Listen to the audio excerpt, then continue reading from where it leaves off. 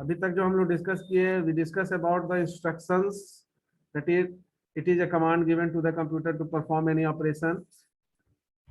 हम लोग ये भी डिस्कस किए कि फर्स्ट जनरेशन में मशीन लैंग्वेज यूज होता था, जो सीधे कंप्यूटर के लिए लिखा जाता था कोड 01 के फॉर्म में, इसलिए उसको किसी तरह का ट्रांसलेशन या कन्वर्जन का जरूरत नहीं होता था। सेकेंड जनरेशन से ट्रांसलेटर का कॉन्सेप्ट आया, और ट्रांसलेटर के कॉन्सेप्ट में क्या हुआ कि आपका जो कोड है वो इंग्लिश लाइक लैंग्वेज लिखा जाने लगा, और उस कोड को 01 में कन्वर्ट करना पड़ा। तो 01 में कन्वर्ट करने के लिए वेरियस ट्रांसलेटर आया। सबसे पहले असेंबलर आया। यहाँ जो इंस्ट्रक्शन फॉर्मेट हम लोग डिस्कस कर रहे हैं वो असेंबलर में जो assembly language as a source code use होता है, उस सोर्स कोड का जो इंस्ट्रक्शन फॉर्मेट, स्टैंडर्ड इंस्ट्रक्शन लिखने का जो फॉर्मेट है उसको डिस्कस कर रहे हैं। तो जैसा किसी भी प्रोग्रामिंग लैंग्वेज में एक स्टैंडर्ड फॉर्मेट होता है जिसके बेसिस पर हम प्रोग्रामिंग करते हैं, उसी तरह से असेंबली लैंग्वेज में भी इंस्ट्रक्शन को लिखने का एक स्टैंडर्ड फॉर्मेट है, और उस स्टैंडर्ड फॉर्मेट में 3 फील्ड आपका जो है वो यूज होता है, that is OP code field, operand field and mode field. इस 3 में से एक आपका ऑप्शनल है, मोड फील्ड। बाकी का जो 2 है वो इंस्ट्रक्शन में दिखता है, यानी ओपी कोड और ऑपरेंड फील्ड ये आपका मैंडेटरी फील्ड है, मोड फील्ड आपका जो है वो ऑप्शनल फील्ड है। तो ये जो इंस्ट्रक्शन फॉर्मेट का जो फॉर्मेट दिया हुआ है, ये किसी फॉर्मेट में कोई भी इंस्ट्रक्शन किसी भी कंप्यूटर के लिए जो लिखा जाएगा वो एग्जिस्ट करेगा। आफ्टर दैट हम लोग डिस्कस किए थे ओपी कोड फील्ड क्या होता है। तो ओपी कोड फील्ड बेसिकली क्या है, किसी ओपी कोड में, ओपी का मतलब होता है ऑपरेशन, तो किसी भी इंस्ट्रक्शन में किस तरह का ऑपरेशन परफॉर्म हो रहा है, ये हमारा ओपी कोड फील्ड से तय होता है। यानी ओपी कोड फील्ड आपका जो है वो स्पेसिफाई करता है कि किस तरह का ऑपरेशन सेट ऑफ ऑपरेंड पर परफॉर्म किया जाएगा। अब आपका जो ओपी कोड फील्ड है वो डिफरेंट टाइप्स का होता है। यानी आपका जो ओपी कोड फील्ड है वो डेटा ट्रांसफर टाइप का हो सकता है, डेटा मैनिपुलेशन टाइप का हो सकता है, या प्रोग्राम कंट्रोल इंस्ट्रक्शन हो सकता है। जैसा आप क्यूबेसिक में पढ़ रहे होंगे, पीएलडीटी क्यूबेसिक में, कि आप इंस्ट्रक्शन जो आप प्रोग्राम लिखते हैं उस प्रोग्राम में अरिथमेटिकल ऑपरेशन भी होता है, लॉजिकल ऑपरेशन भी होता है, रिलेशनल ऑपरेशन भी होता है, ठीक है ना। एट द सेम टाइम आप प्रोग्राम में डिसीजन कंट्रोल स्ट्रक्चर भी यूज करते हैं, इफ एल्स नेस्टेड, और at the same time loop control भी यूज करते हैं आप, ठीक है ना, repeat until, do while do, do and do. तो ये अलग अलग जो आप कंट्रोल इंस्ट्रक्शन यूज कर रहे हैं, चाहे वो डिसीजन कंट्रोल हो या loop control, all comes under program control instruction. तो in assembly language also there is standard program control instructions, data manipulative instruction और डेटा ट्रांसफर। ये तीनों जो है ओपी कोड फील्ड इंस्ट्रक्शंस के फॉर्म में यूज होगा। अब डेटा ट्रांसफर बेसिकली क्या है, डेटा ट्रांसफर जो है वो आपका डेटा,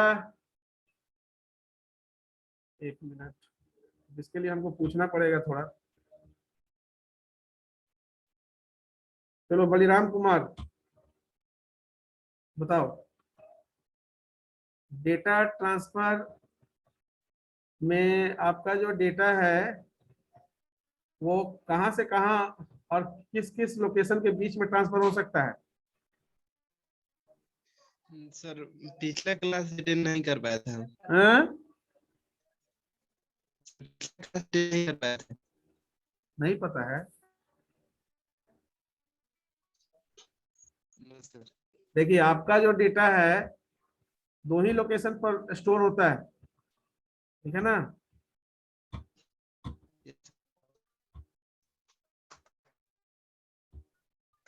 आपका जो डेटा है या तो मेमोरी में यहाँ स्टोर होता है या रजिस्टर में, ठीक है ना। तो मूवमेंट डेटा का किसके किसके बीच में होगा, तो मूवमेंट डेटा का रजिस्टर और मेमोरी, रजिस्टर से रजिस्टर, मेमोरी से मेमोरी, या मेमोरी से रजिस्टर के बीच में होगा। तो मूवमेंट ऑफ डेटा जब भी होगा तो विदाउट चेंजिंग द कंटेंट्स होगा, कंटेंट्स को चेंज किए बिना। तो इसीलिए यहाँ पर जो मेंशन किया हुआ है 2 चीज, पहला चीज कि आपका जो डेटा है वो किसी रजिस्टर में रह सकता है या किसी वेरिएबल लोकेशन में, मेमोरी लोकेशन में आप डेटा को रख सकते हैं। क्यू बेसिक या किसी प्रोग्रामिंग लैंग्वेज में जो प्रोग्रामिंग करते हैं उसमें बेसिकली हम लोग डेटा को किसी वेरिएबल के अंदर रखते हैं, वहां पर रजिस्टर का कॉन्सेप्ट नहीं होता है। But in low level programming, register as well as memory location both are used for allocating data for future accession. यानी कि in future whenever data is required in any procedure, then that data is collected from that particular location. उस location से data आपका collect होगा। तो अब यहाँ पर दो कंसेप्ट हो गया, एम और आर, मेमोरी और रजिस्टर। तो आपका जो डेटा ट्रांसफर होगा किसके किसके बीच होगा? आपका जो डेटा है, ज्वाइन कर रहा है,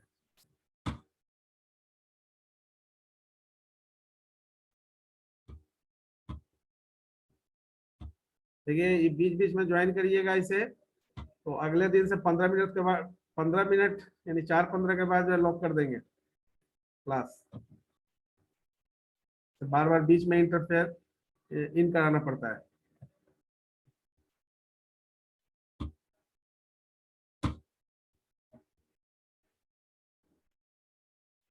ठीक है, तो अब यहाँ पर देखिए डेटा दो लोकेशन पर है, मेमोरी या रजिस्टर। तो आपका 4 तरह का कॉम्बिनेशन हो सकता है डेटा मूवमेंट का। मेमोरी से मेमोरी के बीच में, मेमोरी से रजिस्टर, रजिस्टर से मेमोरी, रजिस्टर से रजिस्टर। तो अब इसके लिए इंस्ट्रक्शंस भी हम लोग देखे थे। तो इंस्ट्रक्शंस में कुछ इंस्ट्रक्शन नेमोनिक्स हम लोग यूज किए थे। मेमोरी टू मेमोरी के लिए मूव यूज कर सकते हैं, जहां पर इंस्ट्रक्शन ऐसा लिखा गया हो, move A B. A B आपका ऑपरेंड फील्ड हो गया, मूव आपका ओपी कोड फील्ड हो गया। अब ये मूव किस तरह का ओपी कोड हुआ? डेटा ट्रांसफर और मूव में ग्रुप ऑफ इंस्ट्रक्शंस, क्योंकि यहाँ पर डेटा मूव हो रहा है, बी का डेटा जो है, बी में जो डेटा है वो ए में मूव हो रहा है।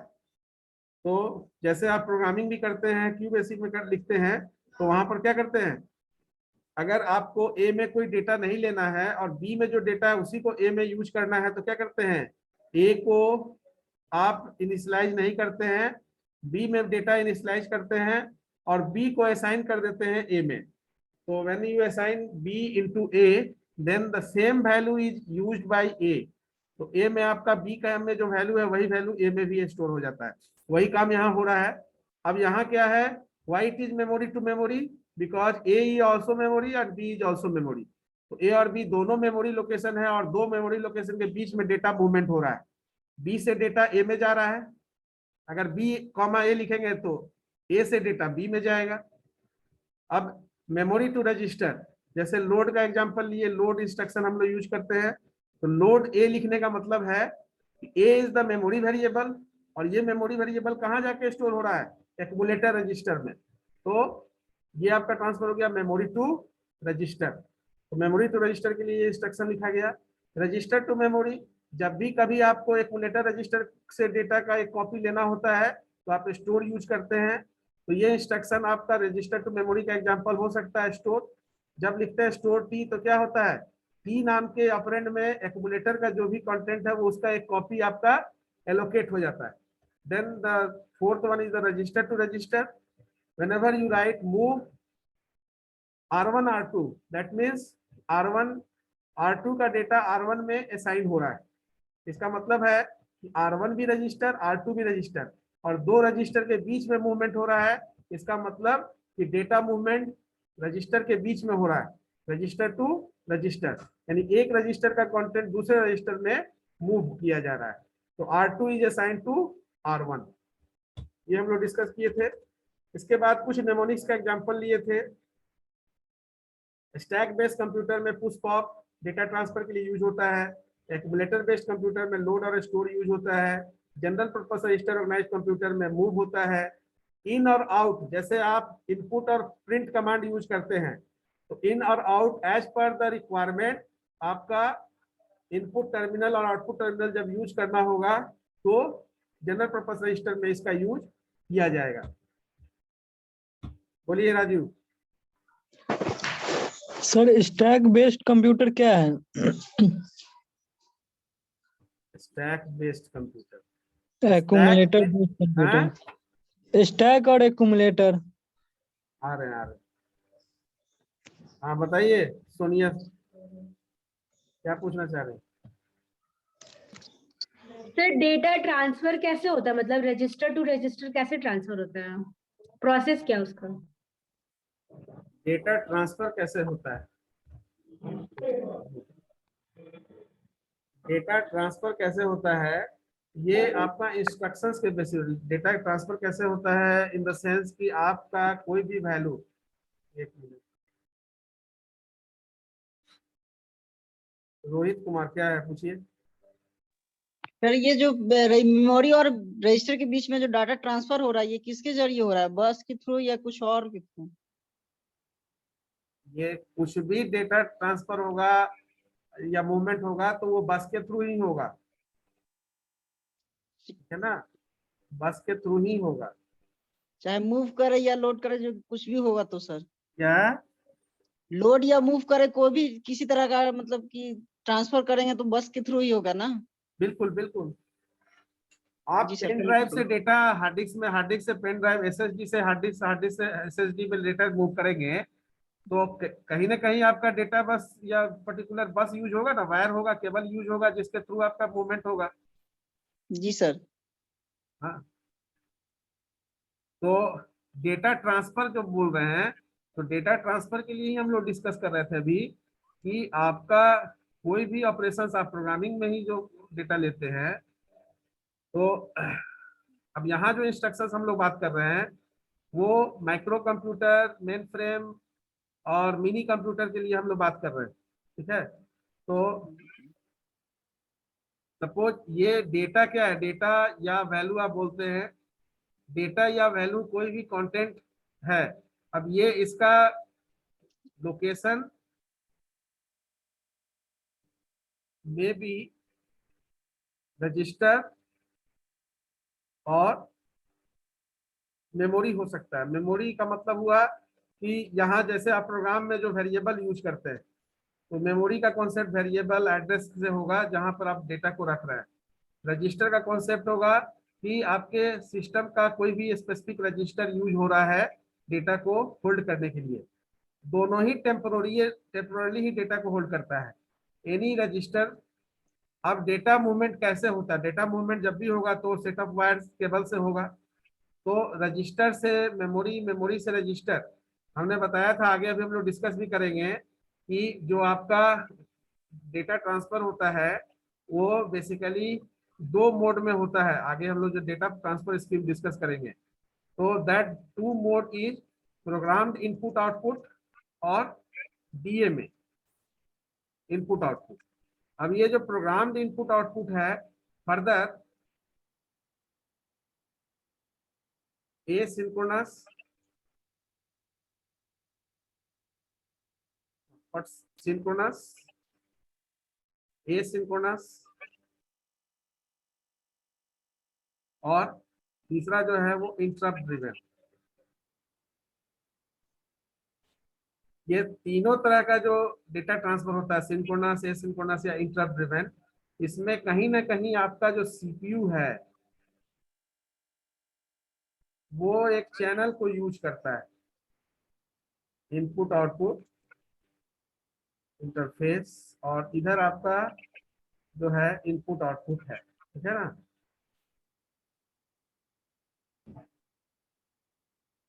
तो इनपुट और आउटपुट को अलग अलग दिखाएंगे तो एरो चेंज हो जाएगा। एक ही साथ अगर दिखा रहे हैं तो आप दिखा सकते हैं। अब जैसे आपका प्राइमरी मेमोरी, बोलिए।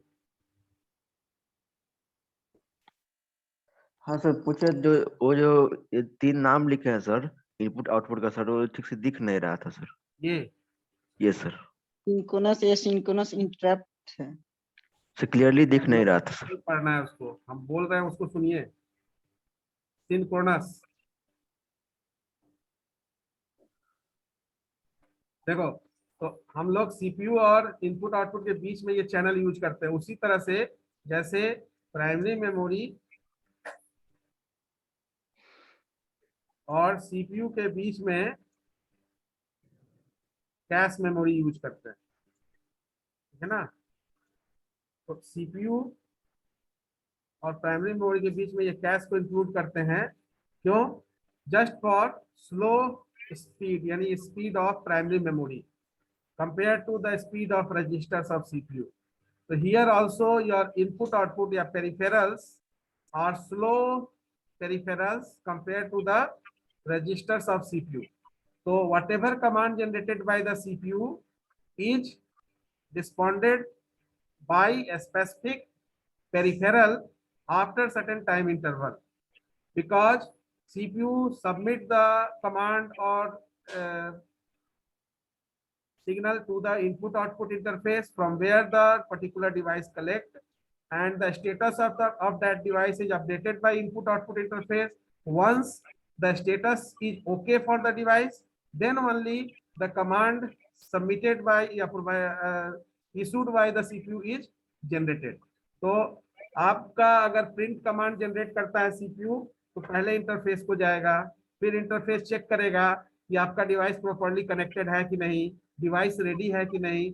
एक बार डिवाइस रेडी हो गया, फिर ये स्टेटस देगा, उसके बाद प्रिंट कमांड इनिशिएट होगा।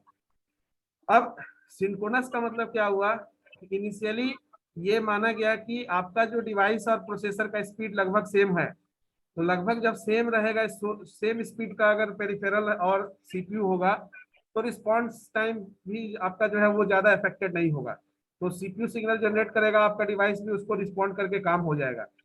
एसिंक्रोनस दैट मींस कि अगर डिवाइस का स्पीड मिसमैच है, यानी आपका जो डिवाइस का स्पीड है और सीपीयू का जो स्पीड, प्रोसेसर का स्पीड है, उसमें मिसमैच है, they are not same, then in that case some other operation is affected due to that transfer operation, because इस तीनों ही तरह के प्रक्रिया में आपका सीपीयू इंटरवेंशन होता है, प्रेजेंस ऑफ सीपीयू होता है। तो तीसरा कॉन्सेप्ट लाया गया इंटरप्ट ड्रिवन, जिसको आप ऑपरेटिंग सिस्टम में भी पढ़े होंगे। इंटरप्ट ड्रिवन का कॉन्सेप्ट क्या था कि अगर कोई एक प्रोसेस हमारा एग्जीक्यूट हो रहा है, ये एक तरह का डेटा ट्रांसफर ऑपरेशन परफॉर्म हो रहा है और उसमें समय लगेगा, डिवाइस इनएडिक्वेसी है, डिवाइस इनकम्प्लीटनेस है, तो हम दूसरे प्रोसेस को चांस, यानी दूसरे वर्क को चांस देंगे। इंटरप्ट ड्रिवन का मतलब हुआ कि जिस प्रोसेस में इनएडिक्वेसी है, इनकम्प्लीटनेस है, चाहे किसी भी तरह के रिसोर्स के लिए, तो उस पर्टिकुलर ट्रांसफर ऑपरेशन को हम इंटरप्ट करके दूसरा ऑपरेशन को इनिशिएट कर देंगे, जो कि आप प्रोसेस हैंडलिंग में भी करते हैं। प्रोसेस हैंडलिंग में भी क्या करते हैं? इंटरप्ट जनरेट कब होता है? जब कोई प्रोसेस किसी इनपुट आउटपुट के लिए वेट कर रहा होता है, और जब तक वो इनपुट आउटपुट रिसोर्स उसको नहीं मिलता है, तब तक वो वेट करता है। जैसे ही इनपुट आउटपुट इवेंट अकर होता है, कंप्लीट होता है, तो उसका जो है फिर से वो रेडी क्यू से फिर आपका सीपीयू में चला जाता है। अब ये तीनों तरह के प्रक्रिया में आपका जो है सीपीयू इंटरवेंशन है, यानी सीपीयू प्रेजेंस।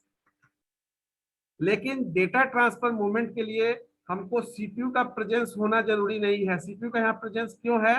क्योंकि CPU has authority of all system buses, and that system buses are used to move the data from one location to another location. So whenever any types of data transfer occur, then there should be a prior permission needed from the CPU to perform the operation. तो prior permission CPU से लेना होता है। तो एक concept आया DMA, direct memory access. अब direct memory access का मतलब है कि in absence of CPU, directly the system buses are used to move the data in between peripheral and memory, you can say. तो मेमोरी और peripherals, क्योंकि peripherals में आपका ये सब आ जाएगा, इनपुट, आउटपुट, स्टोरेज डिवाइसेस, ठीक है। तो अब इसके लिए क्या होगा कि सिस्टम बसेस का परमिशन सीपीयू से एक बार लेना होगा। अब इसका परमिशन कौन लेगा, इसको भी हम एक बार बताए थे क्लास में, डीमैक कंट्रोलर। ये आगे फिर से हम लोग को पढ़ना है डिटेल में। डीमैक इज द डीएमए कंट्रोलर, जो डायरेक्ट मेमोरी एक्सेस को कंट्रोल करता है, डीमैक। तो जब भी आपका कोई डिस्क कंट्रोलर रिक्वेस्ट देता है डीएमए कंट्रोलर को डीएमए ऑपरेशन इनिशिएट करने के लिए, तो डीएम मैक यानी डीएमए कंट्रोलर उस रिक्वेस्ट को सीपीयू को सबमिट करता है, क्योंकि डीएमए कंट्रोलर के पास अथॉरिटी नहीं है। तो सीपीयू के पास जैसे ही रिक्वेस्ट सबमिट हुआ तो सीपीयू इंटरनल ऑपरेशन परफॉर्म करके उस रिक्वेस्ट को रिलीज करता है डीएमए कंट्रोलर को। और एक बार जब सीपीयू रिलीज कर देगा, इसका मतलब है कि system buses are under control of DMA controller for direct movement of data or information from one location to another location, and in that period no CPU intervention is there. किसी तरह का CPU intervention नहीं होगा। Are you getting the point? If you are getting the point, raise the hand.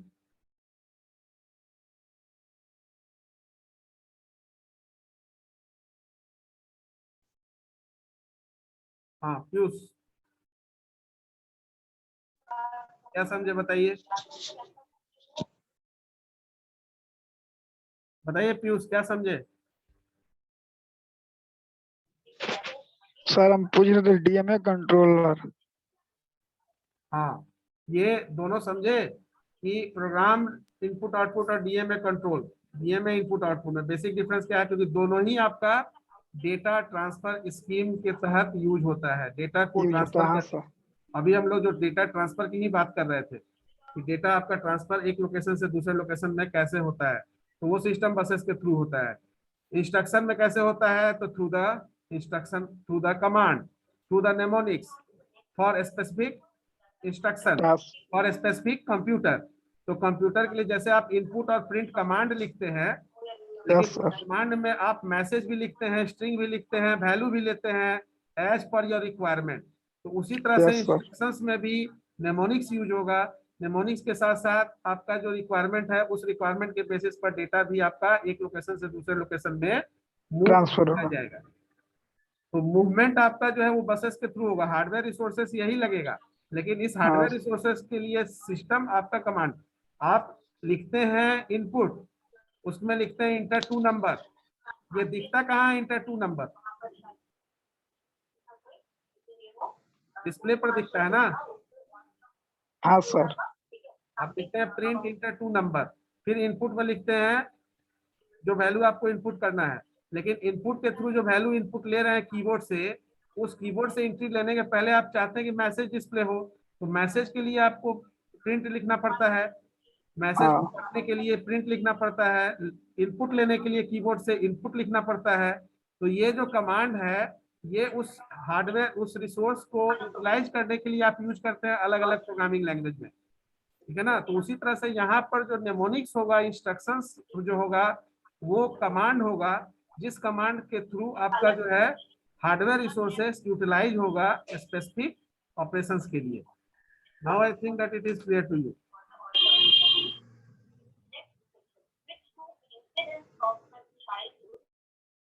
Yes Piyush क्या बोल रहे थे, Sonia. Sir पूछ रहे हैं कि जो प्रोग्राम आईओ डिवाइस है ये भी एक हार्डवेयर है, जैसे आईओ डिवाइसेस एक हार्डवेयर है वैसे ये भी एक हार्डवेयर है।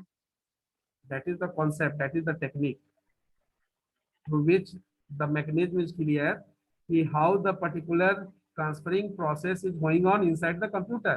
That is the technique. Okay sir. ठीक है ना।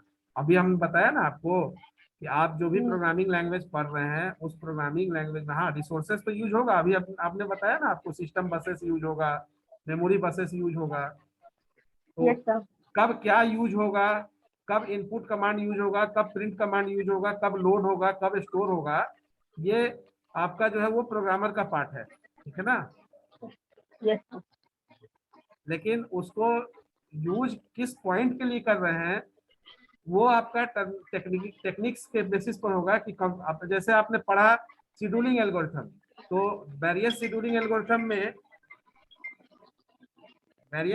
एल्गोरिथम में आपने हर तरह का शेड्यूलिंग एल्गोरिथम पढ़ा, FCFS, round robin, priority.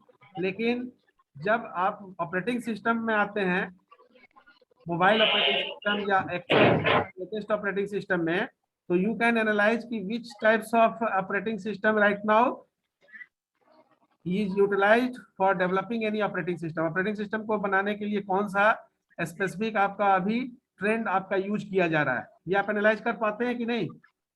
Yes sir. तो अभी आप अगर टाइम शेयरिंग का कॉन्सेप्ट देखेंगे तो अभी जो ऑपरेटिंग सिस्टम आ रहा होगा उसमें राउंड रोबिन टेक्निक यूज हो रहा होगा। Yes sir. तो टाइम स्टैंपिंग, टाइम स्लाइसिंग, तो ये सारे कॉन्सेप्ट आपको बताया जाता है कि ये सारे कॉन्सेप्ट होते हैं जो वन बाय वन आपका इनिशिएट हुआ है, और कुछ पर्पस के लिए कुछ स्पेसिफिक टाइप्स का शेड्यूलिंग अभी यूज होता है, और कुछ का कोलैबोरेशन होता है, एक से अधिक शेड्यूलिंग को मर्ज किया जाता है, पर्टिकुलर हाइब्रिड का कॉन्सेप्ट आता है। तो ये तो रिसर्च का पार्ट है, ठीक है ना, day by day it is the part of the research कि जो भी चीज अभी एग्जिस्ट कर रहा है उसमें और क्या रिफाइनमेंट किया जा सकता है। तो it is the daily process. आप हर दिन एक नया रिसर्च वर्क कर सकते हैं, कहीं से एक की पॉइंट को इनिशिएट करके वहां से आगे बढ़ सकते हैं।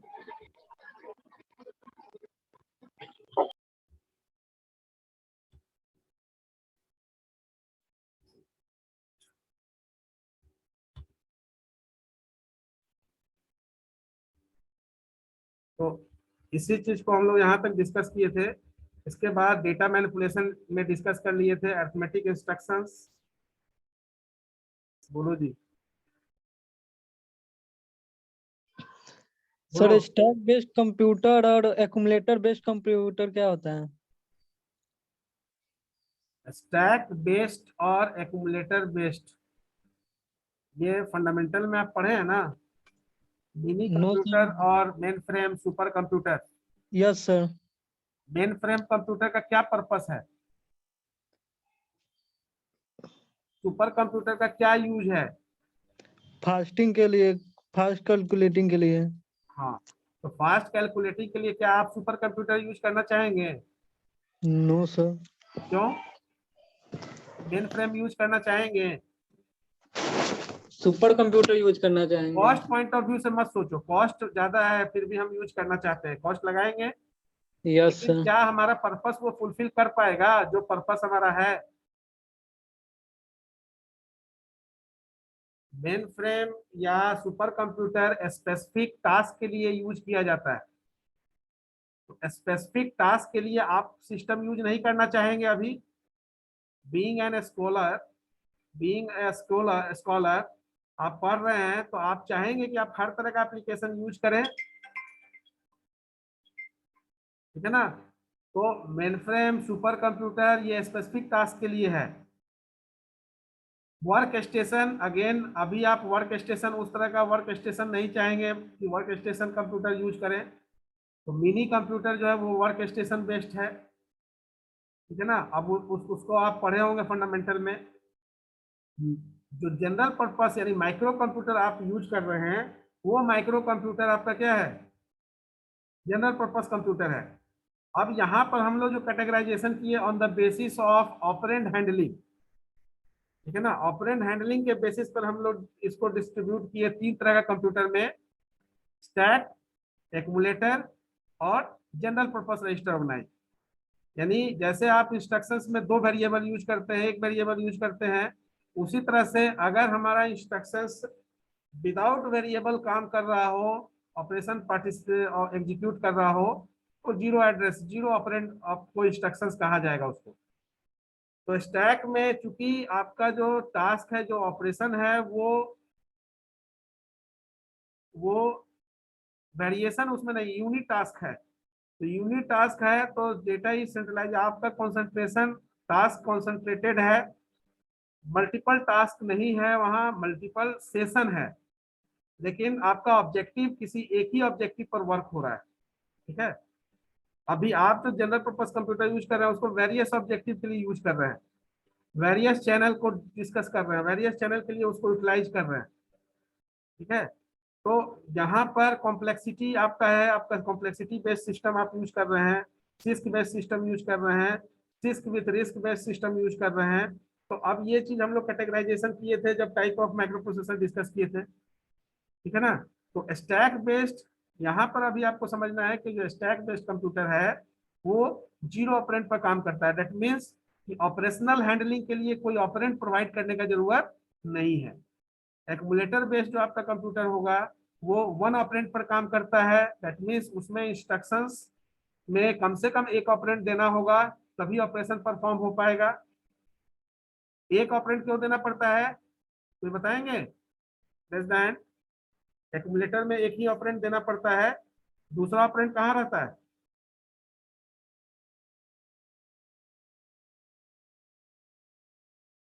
एनीवन? संजीत म्यूट कर रहे हैं, अनम्यूट कर रहे हैं, बोलो।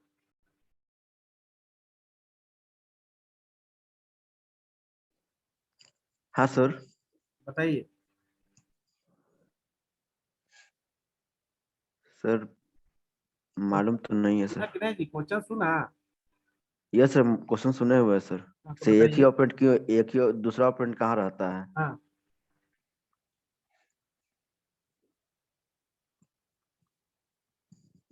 4+2 में किसको आप कीप इन हैंड रखते हैं?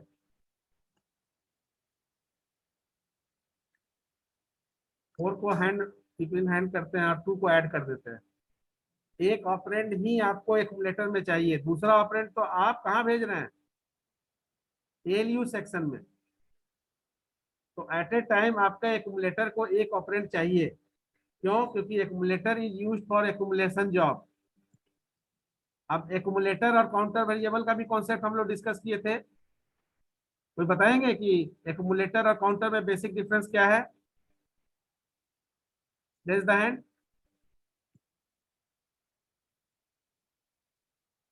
चलो जी, राजीव रंजन तुम ही बताओ।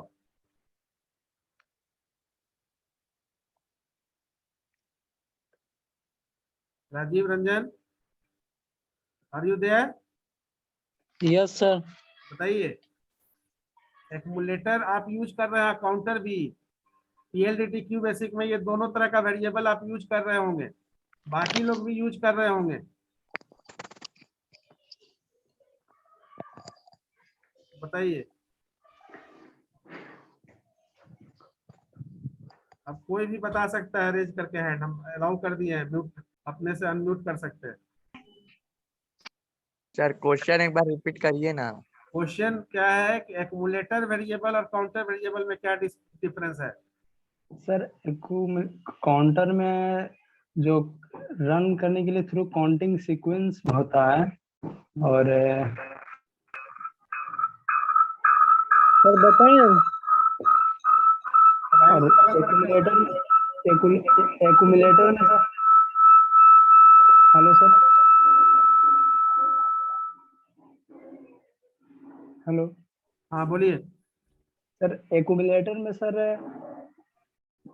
जो वैल्यू होता है एडेड करने के लिए, जो प्रोवाइड करने के लिए इनपुट आउटपुट में जो काउंट होता है। हाँ, एक्यूमुलेटर और इसमें बेसिक डिफरेंस आपका है कि सर एक्यूमुलेटर जब काउंटर वेरिएबल में वेरिएबल के साथ कांस्टेंट रहता है, हाँ और एक्यूमुलेटर में वेरिएबल के साथ वेरिएबल को यूज करते हैं। जब भी एक्यूमुलेटर सर स्टोर करने के लिए रहता है सर, और काउंटर होता है जिस प्रोसेस को कर रहे हैं वो एग्जीक्यूट, उस प्रोसेस को करने के लिए सर काउंटर का यूज काउंटर किया रहता जाता है है। प्रोसेस काउंट करने के लिए। यस सर, और एक्यूमुलेटर स्टोर करने के लिए रहता है। अब तो तुमको समझ में आ रहा है जी, तब तो एक्यूमुलेटर रजिस्टर समझ में आ जाएगा। सीक्वेंसर एक्यूमुलेटर बेस्ड जो आपका कंप्यूटर होगा उसमें एक्यूमुलेटर जो का फंक्शन क्या है? एक्यूमुलेटर का फंक्शन है एक्यूमुलेशन का। अब एक्यूमुलेशन को आप ऐसे समझिए।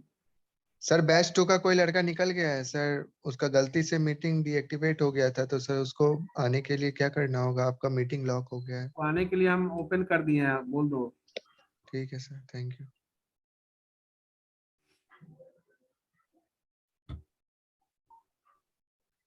ये अब बीच बीच में आना जाना लगा रहता है तो दिक्कत है ना। देखिए अब लाइन लगा दिए, ठीक है। तो ये चीज हम लोग ऑलरेडी डिस्कस कर चुके हैं, ठीक है। लेकिन थोड़ा सा रिवीजन आप करके रखिए, आप लोग रिवीजन नहीं करते हैं। ये सर हम लोग फर्स्ट बार।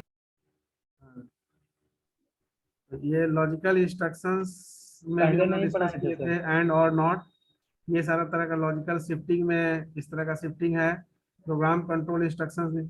ऑपरेंड फील्ड जो आपका है, ऑपरेंड फील्ड बेसिकली आपका जो है स्पेसिफाई करता है कि कौन सा डेटा जिस पर आपका ऑपरेशन परफॉर्म होने जा रहा है। ठीक है, तो यहाँ पर डेटा आपका रजिस्टर और लोकेशन में होता है, इसलिए डेटा में भी ABC और any register R1 R2 R7 कुछ भी हो सकता है। फिर मोड फील्ड हम लोग डिस्कस किए थे। मोड फील्ड आपका ऑप्शनल होता है, लेकिन मोड फील्ड ये तय करता है कि आपका ऑपरेंड जो है कैसे सेलेक्ट होगा ऑपरेशन के लिए। तो डायरेक्ट, इनडायरेक्ट, इम्प्लिसिट, ये सारा मोड है। फिर अभी जैसे पूछ रहा था कि टाइप्स ऑफ कंप्यूटर ये क्या है, तो टाइप्स ऑफ कंप्यूटर में स्टैक ऑर्गेनाइज्ड, एक्यूमुलेटर ऑर्गेनाइज्ड और general purpose GPR based computer. तो ये जो आपका 3 तरह का कंप्यूटर है, इस 3 तरह का कंप्यूटर में इंस्ट्रक्शंस अलग अलग तरह से लिखा जाता है। तो स्टैक ऑर्गेनाइज्ड में इंस्ट्रक्शन 0 बेस्ड होता है, 0 ऑपरेंड बेस्ड होता है। एक्यूमुलेटर में 1 ऑपरेंड होता है। GPR में 2 as well as 3 operand based आपका इंस्ट्रक्शन लिखा जाता है। इसलिए क्लासिफिकेशन ऑफ इंस्ट्रक्शंस को हम लोग 4 भाग में बांटे थे, 0 एड्रेस, 1 एड्रेस, 2 एड्रेस और 3 एड्रेस। और इसी के बेसिस पर हम लोग इंस्ट्रक्शंस में भी ये चीज तय कर दिए थे कि ओपी कोड जो आपका डेटा ट्रांसफर और डेटा मैनिपुलेशन होगा, तो डेटा मैनिपुलेशन तो एज पर एक्सप्रेशन होगा, डेटा ट्रांसफर जो है वो 0 एड्रेस में पुश पॉप, 1 एड्रेस में लोड और स्टोर, 2 एड्रेस में मूव और 3 एड्रेस में कोई डेटा ट्रांसफर का जरूरत नहीं होगा।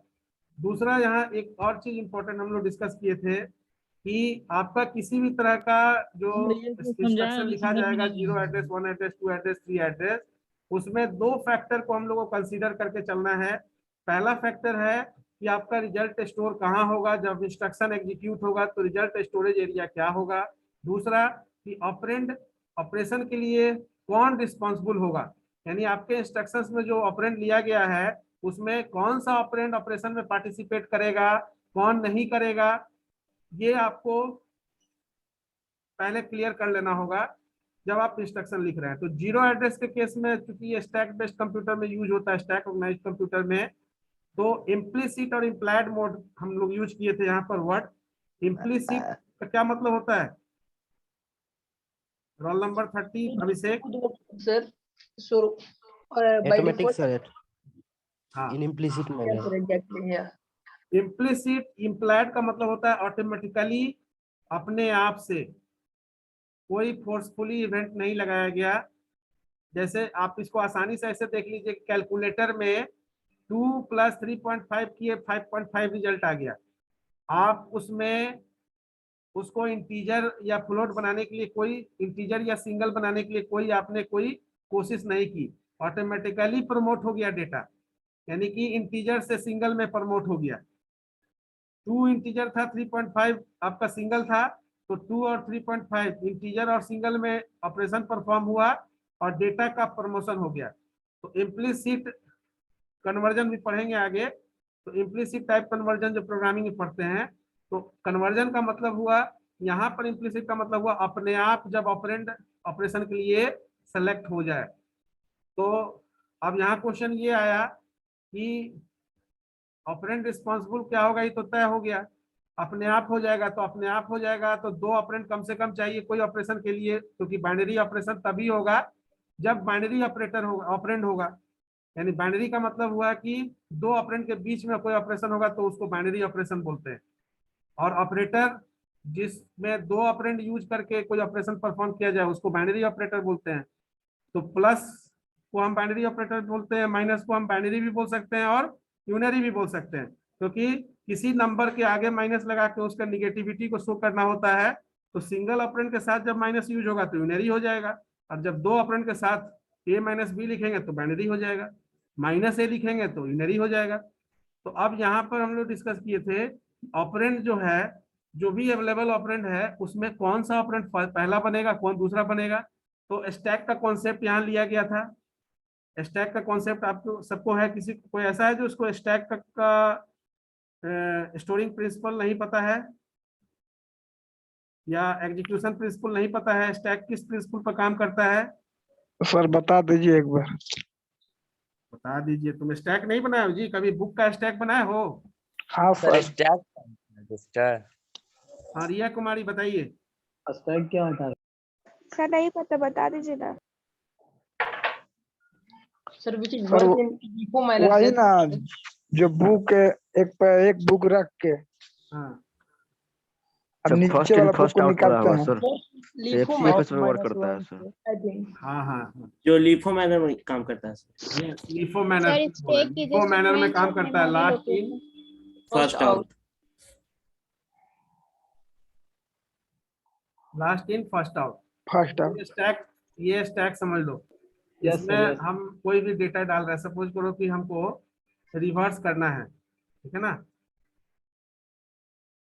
इमेज, ये आपका स्ट्रिंग है, तो CIMAGE।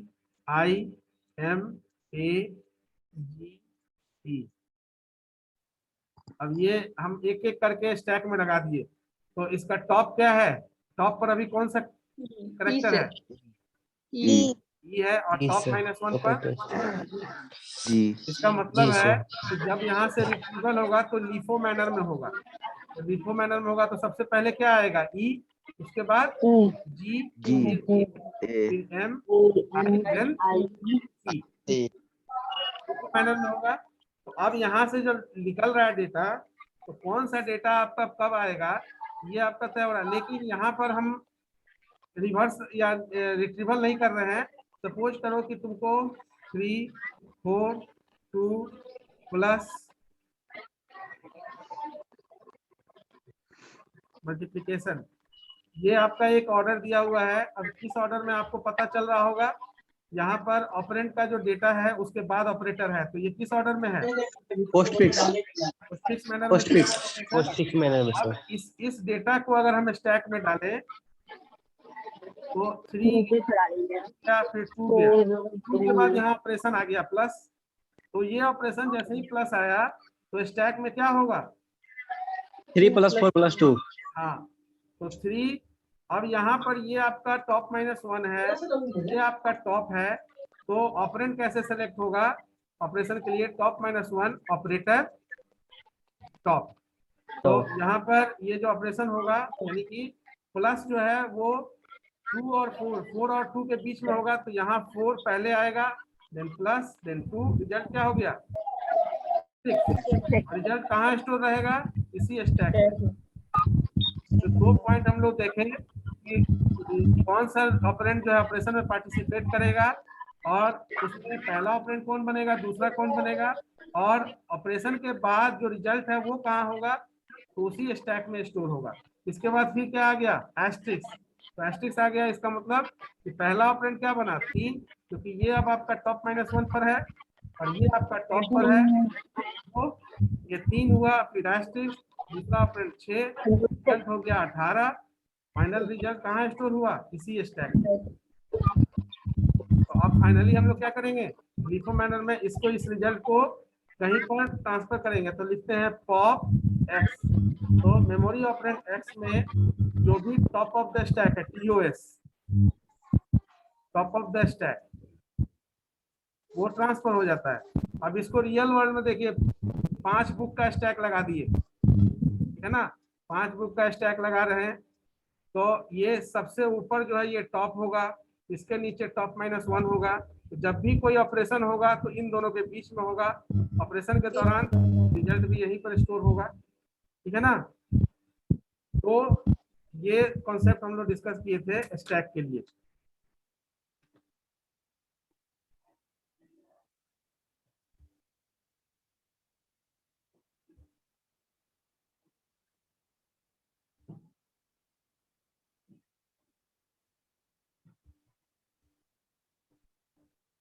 है ना, तो यही चीज यहाँ पर डिस्कस किया गया था।